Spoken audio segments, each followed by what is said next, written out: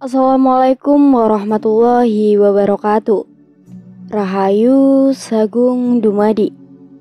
Kembali lagi di channel Babat Nusantara. Pada kesempatan kali ini, saya akan menceritakan sejarah pulau-pulau yang ada di Indonesia. Tidak usah berlama-lama lagi, mari kita masuk ke ceritanya. Pulau-pulau di Indonesia terbagi menjadi 7 bagian besar, yaitu Sumatera, Jawa, Kepulauan Sunda Kecil, Kalimantan, Sulawesi, Kepulauan Maluku, dan Papua. Nah, mari kita bahas sejarahnya satu persatu. Sumatera Pulau Emas dalam berbagai prasasti. Pulau Sumatera disebut dengan nama Sansekerta Surandiwipa atau Swarna Bumi. Nama-nama ini sudah dipakai dalam naskah-naskah India sebelum Masehi. Selain itu, Sumatera juga dikenal sebagai Pulau Andlas pada masa dinasti ke-18 Fir'aun di Mesir, di pesisir barat Pulau Sumatera. Telah ada pelabuhan yang ramai dengan nama Barus-Barus, daerah Tapanuli. Diperkirakan sudah ada sejak 3000 tahun sebelum Masehi. Barus dikenal karena merupakan tempat asal kapur barus. Ternyata kamper atau kapur barus digunakan sebagai salah satu bahan pengawet mumi Fir'aun Mesir kuno. Di samping Barus, di Sumatera terdapat juga kerajaan kuno lainnya. Sebuah manuskrip Yahudi purba menceritakan sumber bekalan emas untuk membina negara kota kerajaan Nabi Sulaiman diambil dari sebuah kerajaan purba di timur jauh yang dinamakan Opihir. Kemungkinan Opihir berada di Sumatera Barat karena di sana terdapat Gunung Opihir di daerah Pasman. Kabarnya kawasan emas di Sumatera yang terbesar terdapat di Kerajaan Minangkabau. Menurut sumber kuno, dalam kerajaan itu terdapat pegunungan yang tinggi dan mengandung emas, dan konon pusat kerajaan Minangkabau terletak di tengah-tengah galian emas-emas yang dihasilkan kemudian diekspor dari sejumlah pelabuhan seperti Kampar Indragiri, Pariman, Tikus, Barus, dan Pediri. Di Pulau Sumatera juga berdiri Kerajaan Sriwijaya yang kemudian berkembang menjadi kerajaan besar pertama di Nusantara yang memiliki pengaruh hingga ke Thailand dan Kamboja, di utara hingga Maluku, dan di timur yang didukung Pulau Sumatera banyak ditambang beberapa orang, yakni sebenarnya Pulau Sumatera banyak mengandung emas. Selain dari apa yang ditemukan sekarang, jika itu benar, maka Pulau Sumatera akan dikenal sebagai Pulau Emas. Kembali Kalimantan, Pulau Lumbung Energi dahulu. Nama pulau terbesar ketiga di dunia ini adalah Warunda Dwipa, yang artinya Pulau Dewa Laut Kalimantan.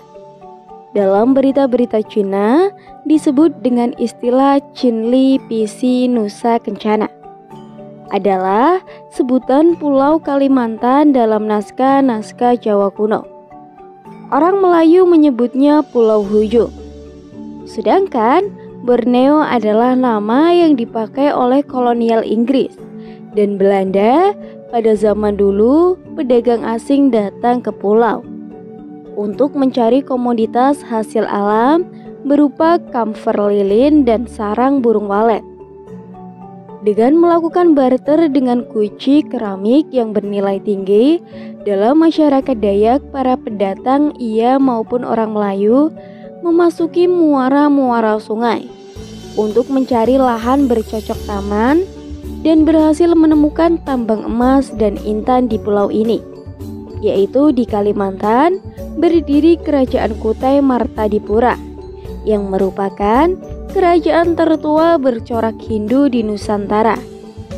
Nama Kutai sudah disebut-sebut sejak abad keempat. Pada berita-berita India secara tegas menyebutkan Kutai dengan nama kue tirit. Begitu pula dengan berita China pada abad ke-9 menyebutkan Kutai dengan sebuah hotel yang berarti kerajaan besar, dan pada abad ke-13 dalam kesusastraan kuno kitab Negara Kertagama yang disusun oleh Empu Prapanca ditulis dengan istilah Tunjang Kutai Prabadan. Kutai masa lalu inilah yang menjadi tonggak awal zaman sejarah di Indonesia. Berdasarkan prestasi Yupa, kini Pulau Kalimantan merupakan salah satu lumbung sumber daya alam di Indonesia yang memiliki beberapa sumber daya yang dapat dijadikan sebagai sumber energi di antaranya. Nah, batu bara, minyak, gas, dan geotermal. Hutan Kalimantan mengandung gambut yang dapat digunakan sebagai sumber energi, baik untuk pembangkit listrik maupun pemanas sebagai pengganti batu bara. Yang luar biasa, ternyata Kalimantan memiliki banyak cadangan uranium yang bisa dipakai untuk membangkit listrik tenaga nuklir. Di Sulawesi, Pulau Besi orang Arab menyebut Sulawesi dengan nama Klebes. Hai orang-orang Belanda menyebut pulau ini nama Klebes. Pulau ini telah dihuni oleh manusia sejak 30.000 tahun yang lalu. Terbukti adanya peninggalan purba di pulau ini. Contohnya lokasi prasejarah zaman Batu Lembah Besoa. Namun, nama Sulawesi konon berasal dari kata semula yang berarti pulau dan besi. Pulau ini sejak dahulu adalah penghasil besi, sehingga tidaklah mengherankan Usu dan sekitar Danau Matana mengandung besi dan nikel. Di Sulawesi pernah berdiri Kerajaan Luwu yang merupakan salah satu kerajaan tertua di Sulawesi dan merupakan penghasil besi Lu atau senjata Lua. Sangat terkenal akan kemampuannya bukan saja di Sulawesi, tetapi juga di luar Sulawesi. Dalam sejarah Majapahit, wilayah Luwu merupakan pembayar upeti kerajaan. Selain dikenal sebagai pemasok utama besi ke Majapahit, Maluku, dan lain-lain, menurut catatan yang ada sejak abad ke-14, Luwu telah dikenal sebagai tempat peluburan besi. Di Pulau Sumatera ini juga pernah berdiri Kerajaan Gorontalo yang pernah berada di puncak kejayaan yang terpancar dari Sumbapu, ibu kota Kerajaan Gowa, ke timur sampai ke Selat Dobo, ke utara sampai ke Solo, ke barat jika Kutai dan Kesultanan melalui Sunda Kecil di luar Pulau Bali, sampai ke Marage bagian utara Australia. Ini menunjukkan kekuasaan yang luas, meliputi lebih dari 2/3 wilayah Nusantara selama zaman yang makmur akan perdagangan rempah-rempah pada abad ke-15 sampai 19. Sulawesi sebagai gerbang Kepulauan Maluku yang saat itu diburu rempah-rempahnya. Kerajaan besar seperti Makassar dan Bone telah memainkan peranan penting pada abad ke-14 Masehi. Orang Sulawesi sudah bisa membuat perahu yang menjelajahi dunia. Perahu Pinis yang dibuat masyarakat Bugis pada waktu itu sudah bisa berlayar sampai ke Madagaskar di Afrika. Adalah suatu perjalanan mengarungi samudra yang memerlukan tekad yang besar dan keberanian yang luar biasa. Ini membuktikan bahwa suku Bugis memiliki kemampuan membuat perahu yang mengagumkan dan memiliki semangat bahari yang tinggi. Pada saat yang sama, Vasco da Gama baru memulai ajaran pertamanya. Pada tahun 1497, dalam upaya mencari rempah-rempah dan menemukan benua-benua baru di timur yang sebelumnya dirintis Marco Polo. Maluku, Kepulauan Rempah-Rempah. Maluku memiliki nama asli Jazirah Al-Mulk, yang artinya kumpulan atau semenanjung kerajaan, yang terdiri dari kerajaan-kerajaan kecil. Orang Belanda menyebutnya sebagai Tetri Golden Frank. Thais atau tiga emas dari timur, yakni Ternate Banda dan Ambon. Sebelum kedatangan Belanda, penulis dan tabib Portugis Tom Pries menuliskan buku Summa Oriental yang telah melukis tentang Ternate Ambon dan Banda sebagai The Speech Island. Pada masa lalu, wilayah Maluku dikenal sebagai penghasil rempah-rempah seperti cengkeh dan pala. Cengkeh adalah rempah-rempah purbakala yang telah dikenal dan digunakan ribuan tahun sebelum Masehi.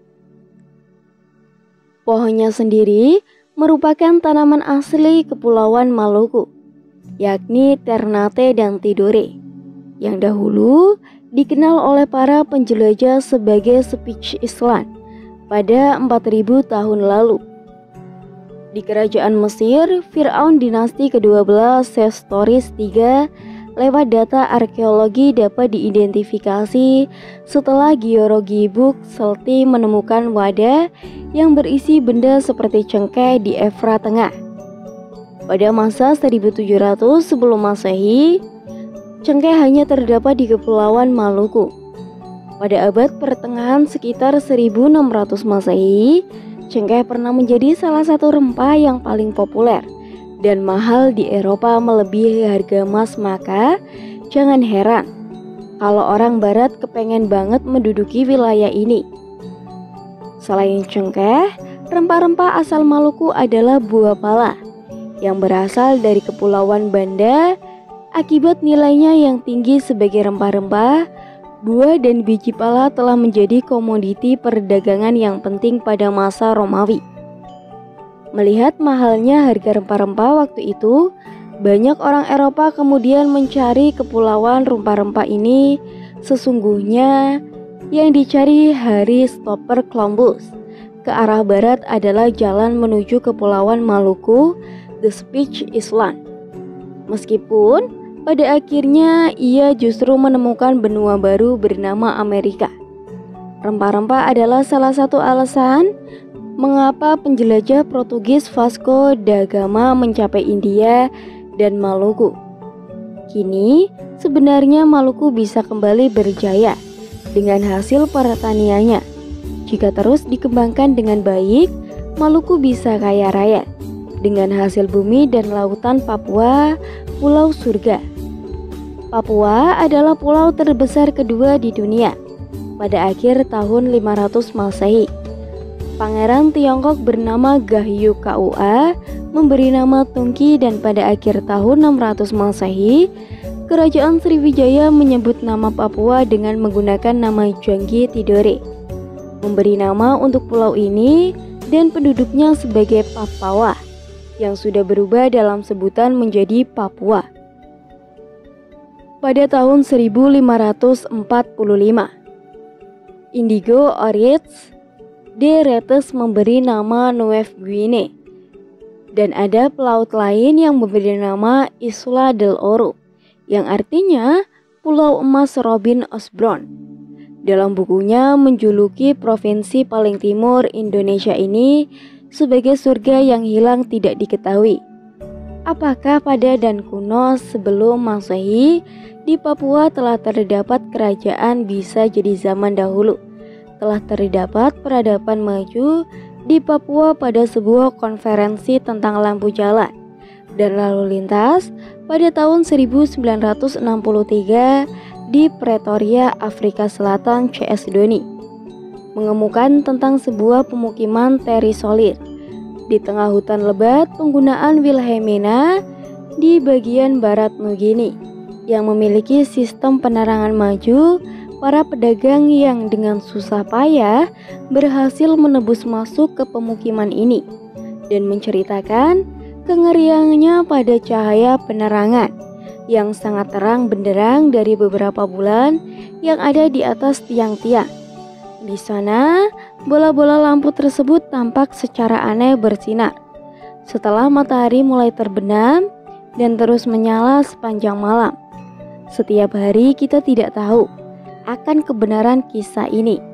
Tapi jika benar itu merupakan hal yang luar biasa dan harus terus diselidiki, Papua telah dikenal akan kekayaan alamnya.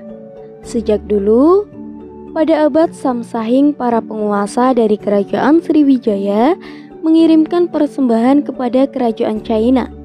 Di dalam persembahan itu terdapat beberapa ekor burung cendrawasih yang dipercaya sebagai burung dari tanaman taman surga, yang merupakan hewan asli dari Papua dengan armadanya yang kuat. Sriwijaya mengunjungi Maluku dan Papua untuk memperdagangkan rempah-rempah, wangi-wangian, mutiara, dan bulu burung cendrawasih. Pada zaman Kerajaan Majapahit, sejumlah daerah di Papua sudah termasuk dalam wilayah kekuasaan Majapahit. Pada abad ke-16, pantai utara sampai barat daerah Kepala Burung sampai mana-mana kota. Kabupaten Fakfak di sebelah selatan, serta pulau-pulau di sekitarnya menjadi daerah kekuasaan Sultan Tidore. Pada awal abad 20, perburuan cendrawasih masih marak terjadi. Jika burung-burung yang diburu dibawa hingga ke Eropa, hingga kakinya patah, tujuannya burung cendrawasih yang halus dan berwarna tersebut akan dijadikan hiasan mahkota dan topi para bangsawan atas dasar kepercayaan tersebut. Burung cendrawasih akhirnya dijuluki Bird of Paradise High Alfred Wildcat. Seseorang peneliti biologi dari Inggris juga memberi nama Latin burung ini, yakni Paradisae apoda, yang berarti burung surga tanpa kaki. Eksistensi cendrawasih sebenarnya telah diketahui raja-raja di Eropa sejak tahun 1522. Cendrawasih pada masa itu sempat dijadikan hadiah dari Raja Maluku untuk Raja Spanyol. Papua terkenal dengan produksi emasnya yang terbesar di dunia dan sebagai tambang serta kekayaan alam yang begitu berlimpah, serta merupakan surga keanekaragaman hayati yang tersisa di bumi saat ini. Pada tahun 2006, diberitahukan suatu tim survei yang terdiri dari penjelajah Amerika, Indonesia, dan Australia mengadakan peninjauan di sebagai daerah penggunaan Voja Provinsi Papua, Indonesia. Di sana mereka menemukan suatu tempat ajaib yang mereka namakan dunia yang hilang dan Taman Firdaus di bumi, dengan menyaksikan puluhan jenis burung, kupu-kupu, katak, dan tumbuhan yang belum pernah tercatat dalam sejarah. Jika dikelola dengan baik, orang Papua pun bisa lebih makmur dengan kekayaan alam yang melimpah tersebut. Jawa Pulau Padi dahulu, Pulau Jawa dikenal dengan nama Jawa Dipa. Jawa Dipa berasal dari bahasa Sanskerta, yang berarti Pulau Padi dan disebut dalam epik Hindu Ramayana. Epik itu mengatakan Jawa Dipa dihiasi 7 kerajaan pulau emas dan perak kaya dengan tambang emas sebagai salah satu bagian paling jauh di bumi. Ahli geografi Yunani Solonius juga menulis tentang adanya negeri emas dan negeri perak dan pulau Ibadiu yang berarti pulau pada Polonis, menyebabkan di ujung berarti Iabadiu terletak agar atau kota perahu di kota Perak itu kemungkinan besar adalah kerajaan Sunda kuno. Salaka negara yang terletak di barat Pulau Jawa.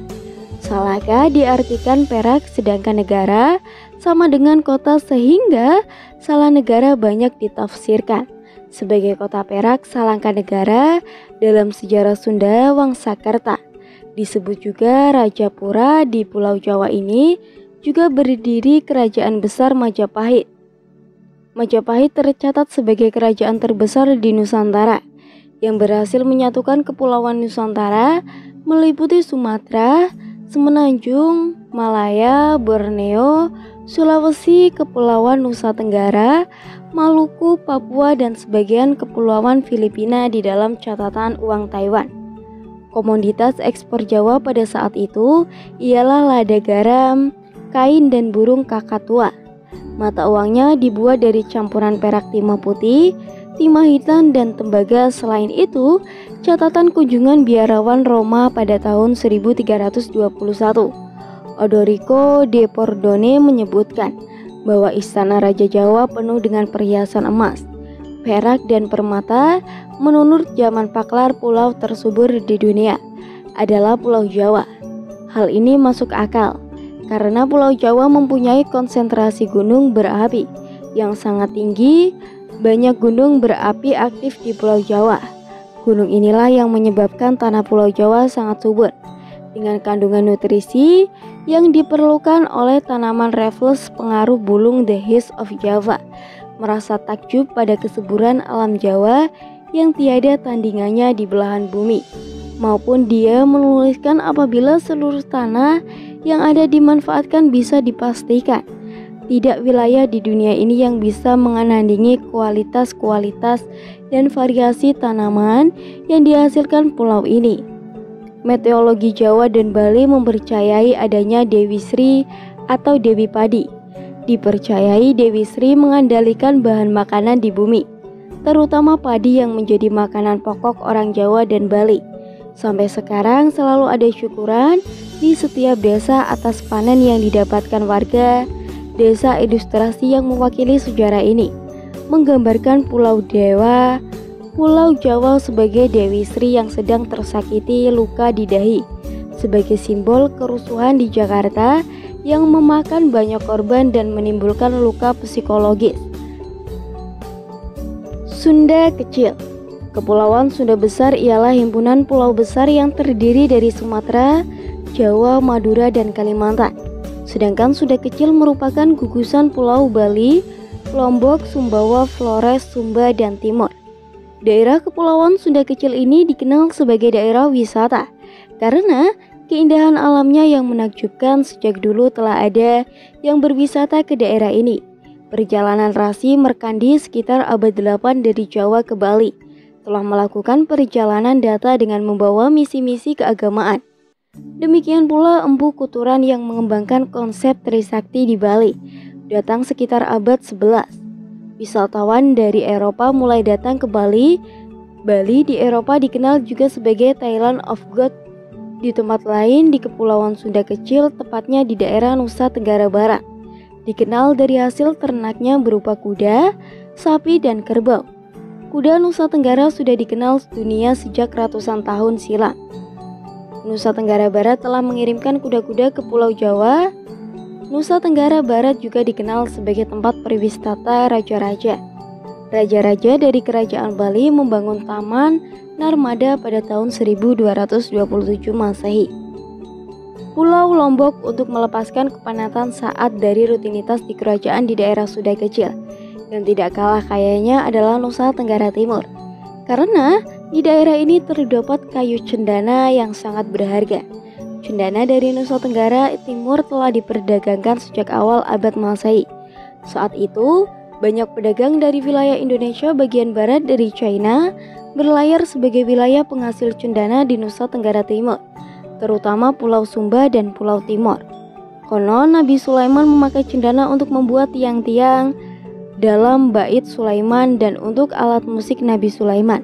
Mengimpor kayu ini dari tempat-tempat yang jauh yang kemungkinan cendana tersebut berasal dari Nusa Tenggara Timur. Karena gimana lagi, beliau mendapat kayu cendana di Sunda Kecil. Cukup sekian cerita yang dapat saya sampaikan. Semoga bermanfaat bagi kalian semua. Mohon maaf apabila ada kesalahan kata atau penyampaian kata.